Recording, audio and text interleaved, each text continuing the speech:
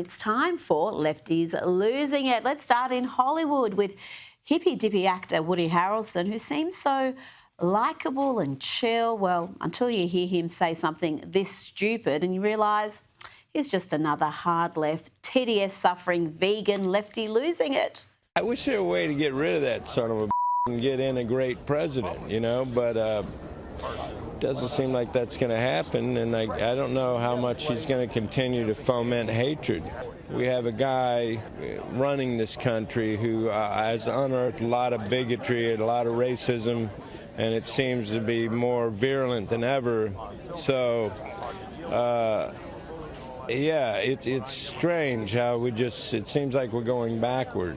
Now, remember for about 5 minutes, Woody Harrelson was railing against the left censorship. He was railing against Big Pharma and mandatory COVID vaccines. Well, it looks like he's back to drinking the Kool-Aid.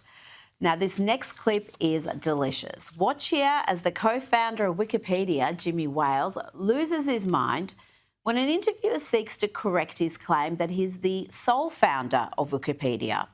There's a tantrum incoming. I'm Jimmy Wales, founder of Wikipedia.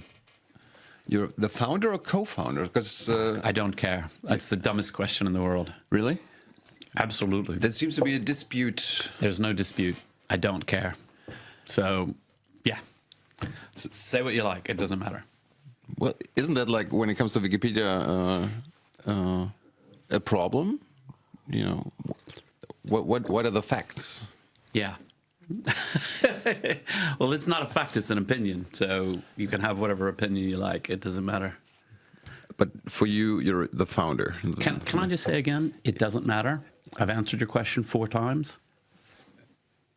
You know what? I'm done. Thank you. Thanks.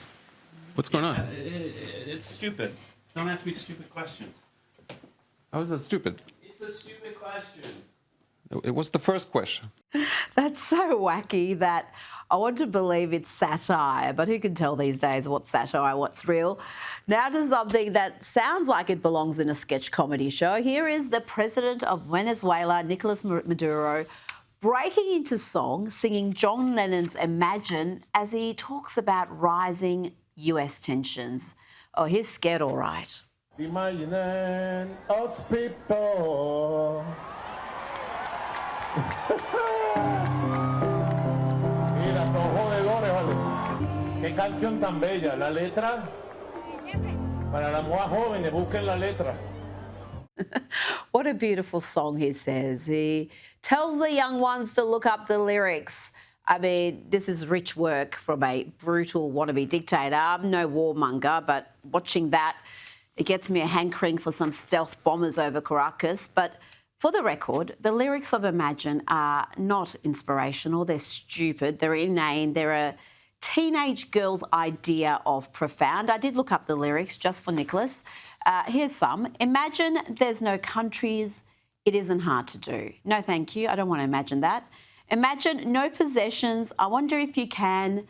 No need for greed or hunger. I mean, nice, except John Lennon was worth around $200 million when he was tragically murdered in 1980. 1980, that'd be like $1 billion these days. Now to the ongoing meltdown over Sydney Sweeney for refusing to apologise for appearing in a wildly popular jeans commercial for American Eagle. It would have been so easy for her just to say, wow, that really spun out of control. I didn't think about it. That obviously wasn't my intention. Also, American Eagle needs to be accountable to Yeah, this. that's the other thing. It's the company. The real courage, the real confidence is apologizing, is saying that I did something wrong. That takes a lot. Now, let's try to get to the bottom of Barron Gate. People are obsessed with Barron Trump, and that obsession saw all sorts of excitement when they thought he had given Biden a mouthful on Inauguration Day. Here is one of the more popular theories of what he said. When he leans into Biden here, he says, it's on. Okay? And then when he goes up to Melania, she says, try to be nice. See? And he says, okay. But she doesn't really know what he had said to him. And then he turns back and looks back at Biden. Well, a lot of people love that theory because, after all, Joe Biden's DOJ FBI had tried to put Barron's father in jail, tried to put his brothers in jail, tried to bankrupt the family, raided his mother's underwear drawer. But now we have some clarity on what was really said, and sadly for some, it's a lot more mundane, a lot more polite than that narrative. Here is Barron's big brother, Eric, setting the record straight. They had all these like lip reading experts, and they just, and they're like, Barron just told Biden to go F himself. I'm like, so one night, I'm very close to Barron. I love Barron to death, right? One night I call Barron, I go, buddy, look, what did you actually say? And he goes, it was something so polite, I almost wouldn't even get it right, but like, congratulations and, best of luck to you, or something like that, something very respectful. Let's bring in Sky News contributor Kosha Gator. Kosha, we've got some heavy topics to cover, including startling revelations about Thomas Crooks, the young man who tried to assassinate Donald Trump. I say man, but apparently he identified as they. We'll get to that. But let's start with something a little bit more frivolous, and we finally have an answer on Barron Gate. We do. That was funny. And just the day and age we live in the internet, people can do those things. He is fascinating to a lot of people, and people are just desperate to get more from him. But, he's playing it cool, kind of like his mother. Doesn't give too much. That's it. And I think that's part of the mystique with Barron. There's not a great deal of him. So people just know he's obviously very tall, freakishly tall, and apparently super smart, not just academically, but also political nous. He was behind a lot of his dad's strategy, podcast strategy. And a poll carried out earlier this year found that a whopping 40% of Republicans would consider amending the US Constitution to lower the presidential age requirement so Barron could run for president sooner. I didn't even realise there is a 35-year-old age limit. That's how popular he is. Yes, and AOC, just as a side note, has surpassed that 35 age limit. God. A lot of people are talking about that she might be in contention. He is very popular, but, as we said, he's got different parents, very complementary, but very different parents. So he's got great genes from what we can see, obviously, but he could go the way of his mother and maintain that mystique and enigma for a long time. And when he decides to open his mouth publicly, it'll carry a lot of weight. Or he could go the way of his father and put everything out there and make a run for it. He's very young, so... I wish I had the clip to play right now, but I've seen a little clip of him talking where he's being introduced to people, and he's very much in his father's style in how he communicates with people, which was fascinating to observe. Now, we've learned now a great deal more about Thomas Crooks. After months of nothing, this is the man who came a few millimetres from assassinating Donald Trump in Butler, Pennsylvania. His online accounts and posts have finally been revealed by Tucker Carlson, who carried out a forensic examination of his online footprint, including his violent statements. And then we had a big release of information by the FBI. The timing of the FBI release was rather curious, Kosha. But what have we learned about Thomas Crooks? So this investigation led by Tucker, allegedly he's a they-them, as you said at the top. A furry? Yep, a furry, which nobody knew what that was, by and large, until, unfortunately, Charlie Kirk's situation hit the news, and now we all know more about it than we ever wanted to, so that's another thing in there. We know he was also a very high IQ, as was Charlie Kirk's alleged assassin as well. These are like straight A students, very high intelligence, so that's maybe an ingredient in that as well. And then they sort of seem to just get captured by this sort of pornographic fetish type culture on the internet. Maybe they're a little bit on the spectrum, potentially. This is not me, speculating, but if you start to paint a picture, they get sucked into that vortex and then get radicalized. At least that's what we're seeing in these cases. Nashville shooter, the Minneapolis school shooter, all of them. There's just this epidemic of trans people playing, or trans-sympathetic people playing a role. And I have to think that the medicalization, we don't know the details with him, but if you start pumping the wrong hormones into somebody and all that, we don't know what it's doing with their mind and how it's messing with it. Well, with him, we don't have any suggestions yet that he was on any sort of treatments or hormones or anything, but the reports are that he did use they-them pronouns, as you said, and was on a website known for hosting pornographic furry material, F-U-R-R-Y. Google it. We're not going to go into descriptions here because, my God. Wow. And, yeah, Charlie Kirk's alleged killer was also involved in furry culture. Is it clear now, or do we have any sort of a picture of what or who radicalised Thomas Crooks? Not much. The internet analysis that folks like Tucker and others have done suggests he turned in 2020. That's when he took a turn. And before that, he maybe even was a little bit center-right. People think he would have been very young at that age, so who knows how deep he was politically. And then after 2020, just something happened. So again, it's all speculation. We know nothing about how deeply he was into that they-them thing. Was it just changing pronouns or something deeper? But it's not a good day for that, the activism around that issue, of course. And I'd say it's also not a great day for the FBI, just in general as an institution. People are very frustrated. Why is it taking a journalist coming out with these things to hear about it? And more transparency, please, faster. Absolutely, because people have been crying out for some transparency, some further information on what happened in Butler. There seem to be so many inconsistencies that the FBI could have sorted out. And when you don't give anybody any information, there's a vacuum and all sorts of conspiracy theories arise. And then within hours, basically, of Tucker Carlson unveiling all this information, the FBI released a lot of data as well. Forced to do it. And sometimes, okay, the argument is that you don't want to contaminate the jury pool or a prosecution that might be underway. Maybe. In this case, he's dead. So exactly. I mean, the only thing I could think of was if they are undertaking an investigation to see if there wasn't people who radicalised him, if he was paid or set up to do this, if there was any sort of complicity from anywhere else.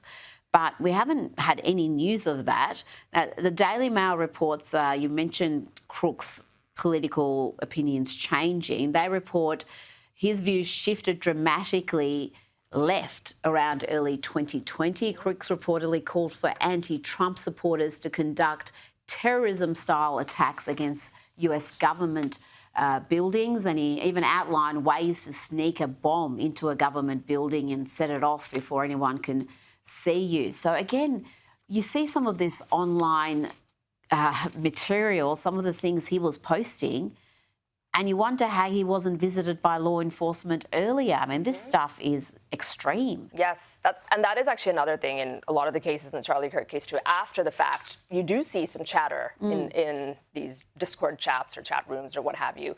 And again, just if you look at the budget and the manpower and everything else that is at the disposal of the U.S. government with the FBI and every other agency, why are they not catching these things? And maybe that's an unfair expectation to put out there, but people are very unhappy with it because it seems to keep happening and it feels like we're always behind the 8 ball. Also, in 2020, the FBI was completely directed by the Biden administration to go after J6 and school boards and all of that. That was a waste of time when people were leaving footprints. Exactly. We had school mums who wanted to get gender madness out of the classroom being investigated, and then we've got individuals like this posting how-to guides on how to blow up buildings. And nothing. Now, let's talk about this feud between President Trump and Marjorie Taylor Greene. Actually, the president has a new name for her. Her life is in danger? Who's that? Marjorie Taylor Greene, she says. Marjorie Taylor Greene. I don't think her life is in danger. Frankly, I don't think anybody cares about her. She's going on The View. She's going on CNN, apologising, God knows for what. Well, here is a clue to what's behind all this tomfoolery. He didn't tell her not to run, but what she didn't say was that he sent her a poll privately, discreetly, and it had information in it. And it showed her down 20 points to John Ossoff. And so in politics, when you want to send a message to someone that you like or that has been an ally, you don't embarrass them publicly. You privately send them information and show them what the reality is. And so I think it's true that he didn't tell her not to run, but it's also true that he did her a big favor, which is to show her information that a candidacy statewide in Georgia for her would have been a disaster. It gives a little bit more information, a little bit more context. How do you see this? I think some of it could be just that personal political aspiration stuff, like what Scott Jennings was alluding to. Some of it is, I think, substantive disagreements on policy. It's unfortunate because generally they're in the same tent. It would be nice if we didn't have this firing squad internally on the right, but that's part of the process. The right likes to really battle ideas, and so that's what happens. She breaks with Trump, or has been breaking with Trump on a few issues. One is the Epstein files. Release it already, she's been saying, and was one of 2 Republicans who signed on to bill, and now Trump in the last 48 hours has said, yeah, let's release it. So she was right on that. She was right on that. Yeah. And I think she's closer, being a congresswoman, she's maybe closer to the base in her constituency, at least in Georgia. So she was hearing that probably more loudly than Trump was, I can assume. The other is Israel, where she's always had this view that, frankly, more and more people are sharing. We've talked about it before, that the U.S. spends too much financial capital, political capital, diplomatic capital on that, and she was expecting Trump to not be as knee-deep in it as he is. Rightly or wrongly, it got handed to him, but that's been a big fracture between the two of them. And then the third is economics, where she feels he's not doing enough to ease domestic economic woes, inflation, healthcare costs, all of that, and she wants him to just focus on that. All of that is understandable because that does represent quite a significant segment of the MAGA base. So, but when she's going on CNN and apologising, yes, when we've watched the left celebrate Charlie Kirk's murder, and when they go electing an attorney general in Virginia who wanted the children of Republicans murdered, and they elect him. That was odd, and it wasn't like to me. That was just left a very bad taste. It was definitely off-brand for her too. So maybe it's because of the political aspirations, which she was trying to appeal more to the moderates. I don't know, but that one did not age well, and that name, Marjorie Taylor Greene, will stick because Trump is very good at nicknames. I mean, it's almost an obvious one, but wow. Yeah, it's going to stick. It's going to stick. That's the thing. Even if they make up, that is a ready-made nickname for anybody who wants to have a go at her. Now, the United Nations Security Council voted to adopt President Trump's peace deal earlier today and establish an international force to govern and secure the Gaza Strip. 13 countries on the Security Council supported the plan. 2, Russia and China, abstained, but kosher, they did not exercise their veto power. That's significant. Yes. This, you could say it's a symbolic gesture, what they did, because they can register their criticism. They said the deal is too ambiguous. It's going to end up favoring the U.S., which, well, the U.S. brokered it, so, fair enough. And a few other criticisms that they have on the substance of it without vetoing, because they didn't want to throw a wrench into this thing that finally we got to a place after a long, hard journey of peace, and hopefully it lasts. Also, it's interesting to note that they haven't really used their veto power too much on this issue. I was looking it up only 5 times between the two of them. And the U.S. has used it 50 times since the thing broke out, the conflict under both administrations, which goes back to that point of how much diplomatic capital the U.S. has used in this conflict. And those two, Russia and China, kind of want to keep it at arm's length, be opportunistic, be more pragmatic, I guess, in a way that serves their national interests without taking a strong position on either side. Now, let's talk about Poland. Polish Prime Minister Donald Tusk has described an explosion on the country's rail network near the Ukraine border as an unprecedented act of sabotage. And Russia is the leading suspect there, Kosha? Yes. So to me, this is another reminder that war rages on. We certainly didn't wrap it up in 24 hours, as I think was Trump had put out there during the campaign. And it's a very complex war. It's overt, it's covert, there's potential sabotage, false flags, like all sorts of things happening, multidimensional warfare. It reminded me of the Nord Stream pipeline blow-up, and we still don't conclusively know who was behind that. There are different theories. Was it the West? Was it Russia? There isn't actually global consensus on that. And so this is another one that reminded me of that. I've got a good idea with that one, I've got to say. I've got a suggestion here. Maybe Poland can unleash their new Trump-loving president, Karol Nawrocki, to find the culprits. Look how fit he is.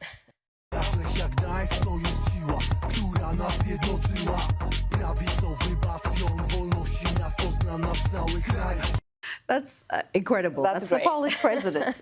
We're in a new era. We want to see strong leaders, rhetorically strong, physically strong. So he's right on point. He is on point. Kosha Gator, thank you so much for your time. Pleasure. Welcome back. Now to the peculiar behaviour of Ariana Grande and Cynthia Erivo during their latest Wicked promotional tour. Do you have a message for the queer fans who are watching this? We love you, we love you, we love you. We love you, we love you, we love you. And Oz has always been a queer place, a safe place for queer people, for every different colour of the rainbow, for everybody. Read the L. Frank Baum books. It's the truth. You're safe with us. We love you so much. That part. The gayer, the better. The gayer, the better. Okay. And watch this reaction when Mark Platt enthusiastically shakes Ariana's hand during an interview. The carry-on is too much. Popular. Can you believe that we're doing Popular today? It's going to be so great. that joy he wanted to infuse in every frame so that when you experience the film with all the tears and everything else, you feel the joy in every single frame. So I wanted to say that on his. Too much. And look at this absurdity. This clip went viral in recent days, but it's actually from last year. Let me tell you one thing. That necklace did not need to be adjusted.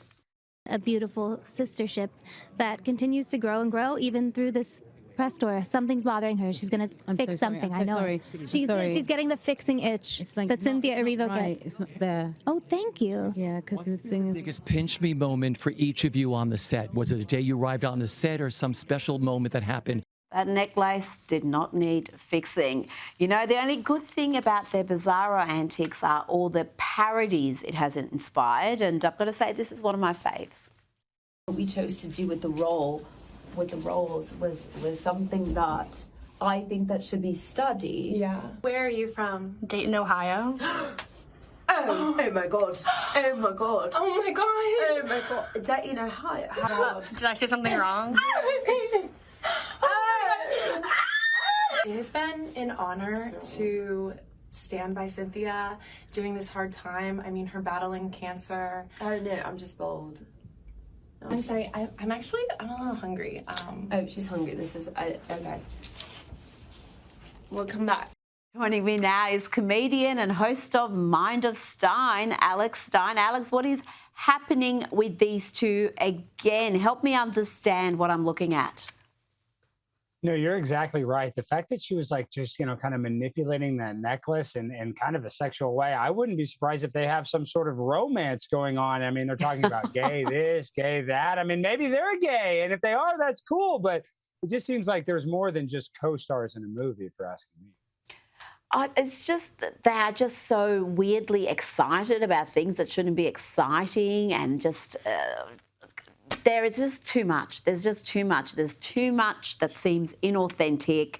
And I don't know, the change in Ariana concerns me. She seems so fragile physically. But let's talk about the UFC. I know you love your sport, and it was an eventful UFC 322. There was a massive brawl in the crowd. And the night's big winner, Islam Makhachev, wants to defend his title at the White House. When would you like to defend this new world title again? Woo! Donald Trump, let's go open the White House. I'm coming. Alex, tell me about this plan to have the UFC at the White House. It's going to be wild, and I want to be there. Yeah, I want to be invited as well. But, I think the real story when we talk about this is a lot of people were right. They said when Mamdani won in New York that Islam would be taking over. And what happens the week after? Islam just took over New York City. So, I mean, I guess all the people were right. I mean, I can't debate them. They were right. And it's interesting because Dana White was asked about why Islam was so popular. Normally the underdog gets a bit of love when they have the media events and the fan events, more importantly. And he's like, well, New York's different these days. But yeah, he is a huge star, despite the fact that the Dagestanis are pretty devout Muslims, aren't they? They don't really buy into the Western lifestyle, but they're huge stars in the US. Now, you were recently vox popped yourself. You were on the other side of the questioning, and you did not disappoint. Do you think that this person is a patriot or a traitor? He's an evil person. Barack Obama dropped a drone strike every 20 minutes for 8 years. He's killed millions of Muslim people. He's killed Jewish people. He's been responsible for the deaths of a lot of people. He's a war criminal. And Barack Obama probably belongs in jail. Oh, dear. Alex, I had to edit out most of that answer, but... Tell us what you really think. I think you're being a little bit harsh on President Obama. Do you really want to see him in jail? Well, honestly, Barack Obama, I got to give him a little credit. He's a great orator. He's a great speaker. He's very smooth. And I would be lying if when I was in 2008 in college when he won, I thought, man, this is so cool. We have like a black president. Everybody thinks black people are cool in America. People want to act like it's the most racist country. That's not true. But when he got into office, Barack Obama, I think his biggest complaint is that he didn't help the Black community. As a matter of fact, he turned his back on the Black community, and you hear of that oftentimes from Black Americans. So I just think it's the fraudulent, aspect to Barack Obama. Yes, he's likable. Yes, he's smooth. But I just feel like there's so many skeletons in his closet. And then you see his wife Michelle go on, and she recently, I'm sure you saw, where she said that Black women don't like to swim because it messes up their hair. But if I said that, I would get canceled. So it's just crazy. The Obamas, the stuff they get away with. I do think he's probably committed a lot of war crimes, but no, a president is allowed to do that in our country. Well, I think we might find out if further investigation what role he may have played in we already know some of the role he played in that whole Russian collusion conspiracy hoax. But yeah, there's a lot of things there that I think are going to damage his. They're going to damage him down the track. I think I'm just being very careful in what I say because I do not want to be sued. You mentioned Michelle Obama, and it's been fascinating watching her in recent months because she's been on every podcast, it seems. She's got her own podcast. She's done a book tour. So many interviews. But so much of what she says is complaining. She's just whining about everything from her glam team at the White House, having to pay for her own food. A lot of complaints about Barack. He seems to be getting on her nerves, the way he chooses food. She talked about having 10-year period where your marriage isn't good. So I don't know. She does not seem like a happy woman. She doesn't seem to be at all grateful for the time she spent as First Lady. Well, I don't want to get in any legal trouble either, but if I was competing for Barack Obama's love with Jennifer Aniston, I'd be a little nervous too. I mean, Jennifer, you've heard those rumors, and I don't know if they're true or not, but the Rachel haircut was a phenomenon. Yeah, but let's just say they're not. But, that is obviously a rumor. And I'm joking when I say this, but a real thing is I do think there's trouble in paradise with Barack and Michelle. And this is the problem with Michelle, is that she has to follow the company line and always play a victim. Even if you were the first Black First Lady in the world, somehow you still have to find a reason to complain about America, when in reality, America's the greatest country on earth, in my opinion. And it's only helped her become the success that she is today. So I don't like all the American hate.